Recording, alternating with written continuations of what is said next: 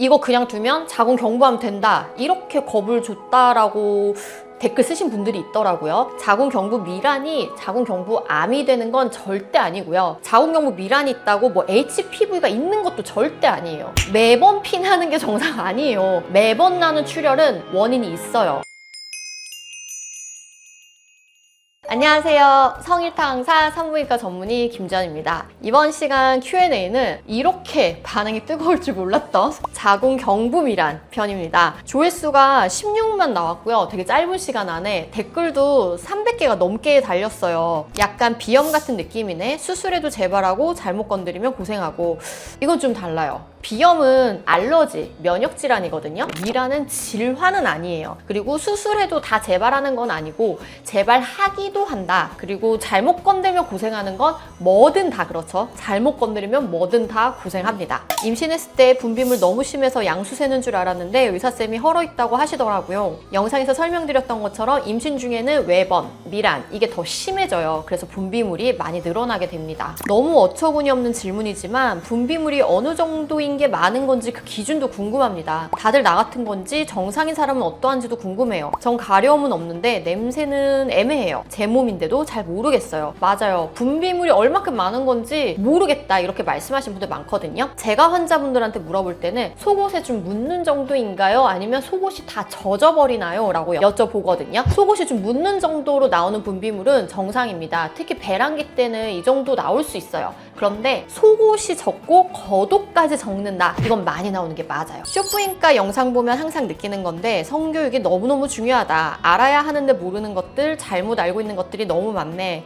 감사합니다. 성교육 정말 중요하죠. 음지에 있는 걸 양지로 끌어내는데 다 같이 힘써주시면 감사하겠습니다. 그러려면 구독, 좋아요, 공유 부탁드릴게요. 저 역시 분비물이 너무 많아서 라이너 없이 외출도 못하는 지경인데 냄새도 거의 안 나고 간지럽지도 않았고 막상 병원 가도 균 밸런스 살짝 안 맞다, 이 정도에 소독해도 별 차이 없었는데 이유가 이거였군요. 자궁 경부 헐었다는 말 듣고 걱정도 많았지만 다행입니다. 냉이 있는 것 자체도 스트레스이긴 하지만 이 냉의 원인이 무엇인지 아는 것만으로 도 스트레스의 그 역치가 뚝 떨어지거든요. 이렇게 알면은 그냥 난 냉이 많구나 이렇게 받아들이는 것만으로도 사실 괜찮아요. 다행입니다. 저는 한 달에 생리 끝나고 일주일가량 뽀송함, 그 뒤부터는 냉이 많이 나옴. 그래서 항상 질염인 줄 알았지 병원 갔더니 질염도 아니고 그냥 냉이 많이 나오는 사람이었던 거임. 네, 제가 영상에서 설명드렸던 딱 바로 그 사이클. 생리하고 나서 며칠 뽀송, 그리고 다시 배란기 때 콧물 같은 냉, 그 다음 몽글몽글한 냉, 생리, 뽀송, 요거 도는 거예요. 자궁 경부암 의심된다고 검사하는 의사 많고 지져야 한다는 의사 있어요.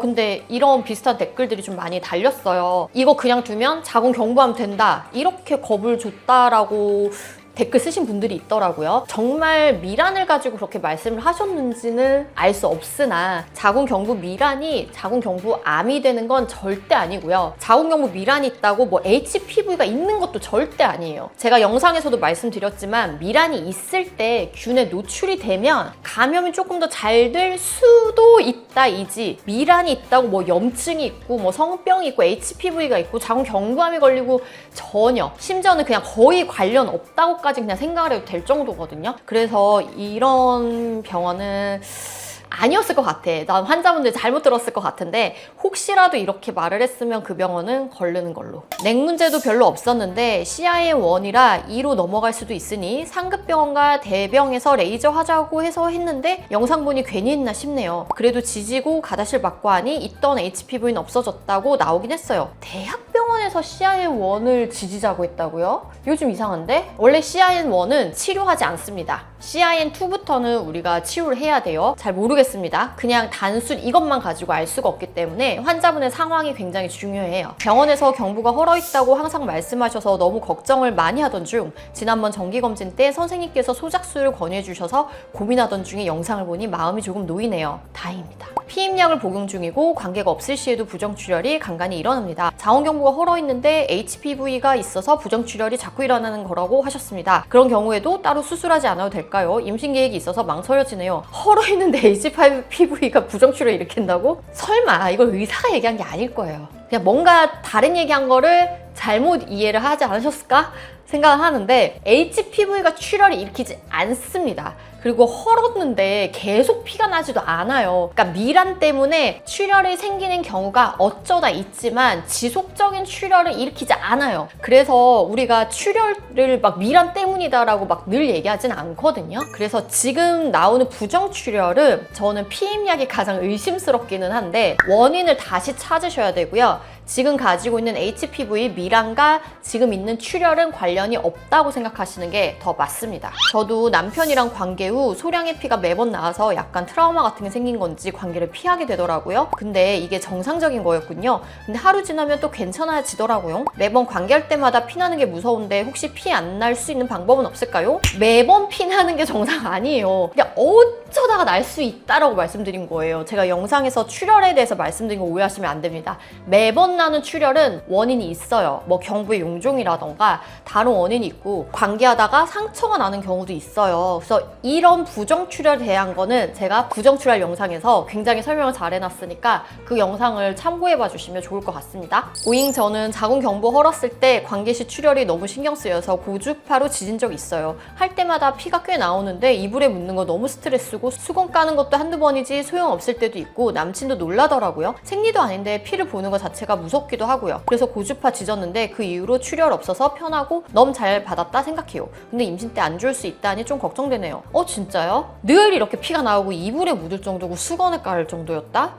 경부 용종 같은 게 아니었을까라는 생각이 들거든요. 내지는 그 미란이 있는데 거기 혈관이 좀 튀어나와 있는 분들이 간혹 있어요. 그러니까 혈관이 좀 있어서 그런 경우는 지금 댓글 남기신 분처럼 필요한 경우가 있기는 합니다. 근데 제가 말씀드렸던 그 합병증, 뭐 임신에 안 좋을 수 있다 이런 건 절대 아니고 생길 수도 있다. 그러니까 우리가 차 타고 나도 교통사고 날 수 있잖아요. 그런 것처럼 어쩌다 잘못하면 생길 수도 있다라는 거지 뭐 이거 하면은 다 뭐 그런 일이 생긴다 이건 아니니까 절대 걱정하지 마세요. 저는 실제로 냉이 많아 병원에 갔더니 경부 미란이라고 진단받았어요.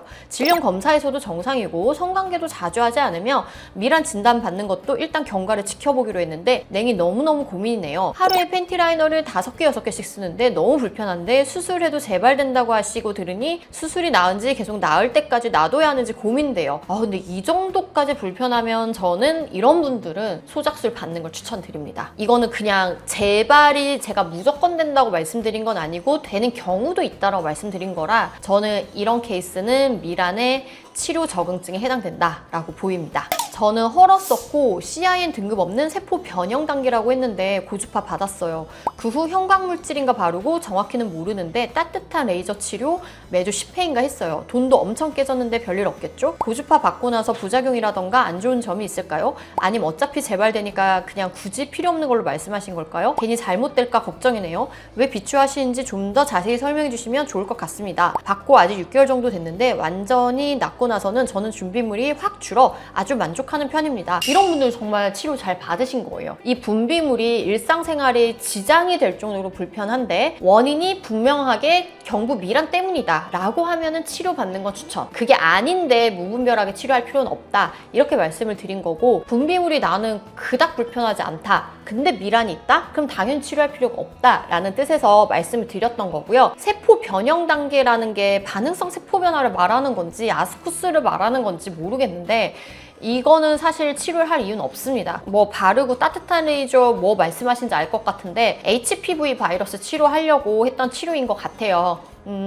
이걸 요즘 하고 있는 병원들도 많고 뭐 도움이 된다 이러한 얘기들도 조금씩 나오고 있기는 하거든요. 이거는 의사마다 견해가 달라서 제가 말씀드리기 조금 어려운 부분인데 그냥 저는 굳이 추천하지도 않고 하고 있지도 않고요. 아스쿠스나 세포 변형 단계가 있고 HPV가 있는 환자분에게는 그 어떤 치료도 하고 있지 않습니다. 저는. 그 이유는 가이드라인이 그렇고요. 교과서가 그래요. 가만히 둬도 없어지거든요. 하지만 분비물이 줄었기 때문에 분비물이 줄어든 목적의 치료에서는 잘 받으셨다. 하지만 맨 처음에 목적은 그건 아니었던 것 같기는 해요. 하지만 결과가 좋으니까 잘 받으신 걸로. 경부 헐었을 때 나오는 색은 노란 게 맞을까요? 헐었을 때 다 노란색이 나오는 건 아니고 그냥 하얗게 나오거나 투명하게 나올 수도 있어요. 근데 헐어서 피가 조금 섞였다. 그럼 노랗게 나옵니다. 자궁 경부가 헐어 있다는 얘기를 산부인과 진료받을 때마다 들었는데 경부가 헐어 있기 때문에 그 부분이 예민해서 자궁 경부암 같은 바이러스나 세균 감염이 된다면 헐어 있지 않은 경우보다 좀 더 취약하니까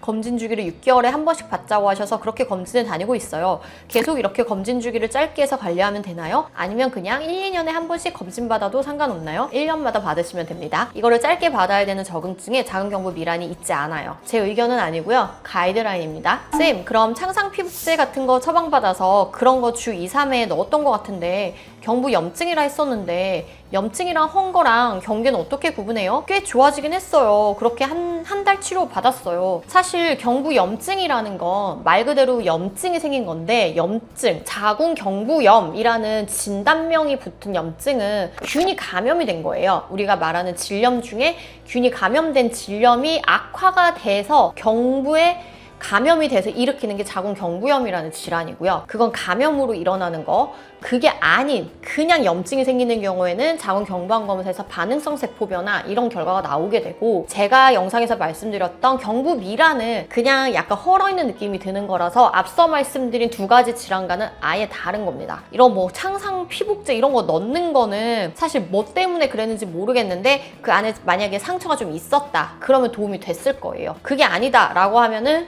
그냥 좋아질 때가 돼서 좋아졌을 수도 있고, 분비물은 사이클이 있으니까 그냥 좋아질 사이클이 돼서 좋아졌을 수도 있어요. 그래서 제가 그런 한간에 떠도는 온갖 그런 질 안에 넣는 질정 제품들 있잖아요.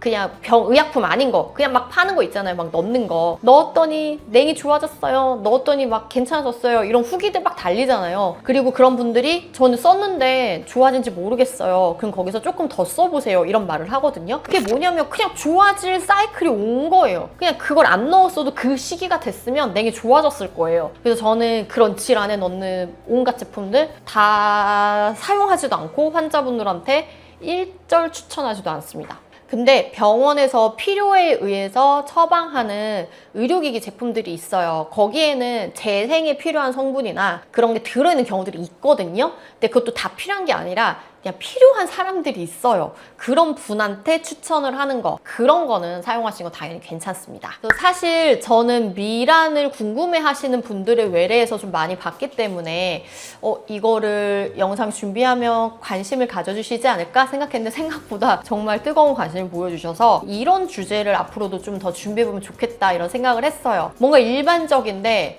큰 질병은 아니어서 뭔가 궁금은 한데 속 시원히 긁어주지는 않는 그러한 주제들을 조금 더 준비해볼까 합니다. 혹시 난 평소에 이러한 주제 궁금한 게 있었어, 근데 잘 몰랐었어, 이런 거 있으면 댓글로 달아주세요. 그럼 제가 영상으로 준비해서 속 시원히 파헤쳐 드리도록 하겠습니다. 도움이 되셨다면 다른 분들한테 공유해 주시면 감사하겠습니다. 그럼 다음 시간에도 지각하지 마세요.